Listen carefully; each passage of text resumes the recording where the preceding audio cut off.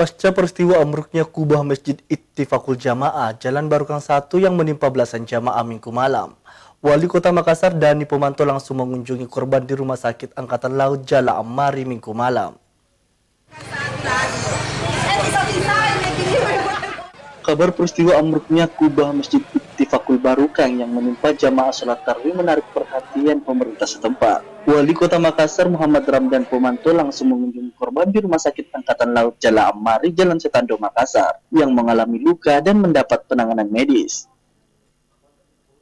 Wali Kota Makassar Dani Pomanto mengatakan, data sementara diterimanya jumlah korban ada 12 orang yang tersebar di Rumah Sakit Angkatan Laut, Puskesmas Patinggal Loang, serta Rumah Sakit Akademis, dan telah mendapatkan penanganan.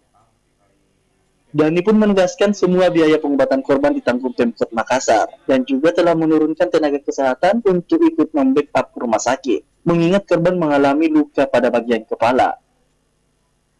Tadi saya dapat data sementara itu ada 12 orang.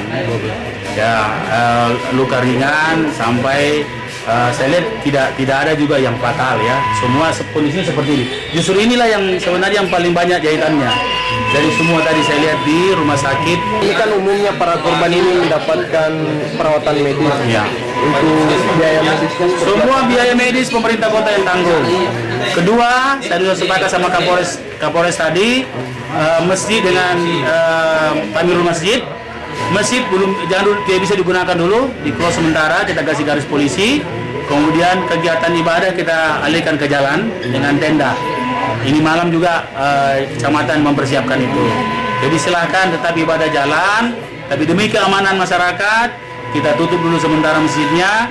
Besok tim struktur datang untuk menyelidiki kekuatan kelayakan bangunan. Dani Pomanto menambahkan jika saat ini pihaknya masih terus melakukan pendataan terkait jumlah total korban dan untuk sementara kegiatan ibadah dalam masjid ditutup. Ibadah dialihkan di jalan menggunakan tenda. Aziz Sisi, Celebes TV.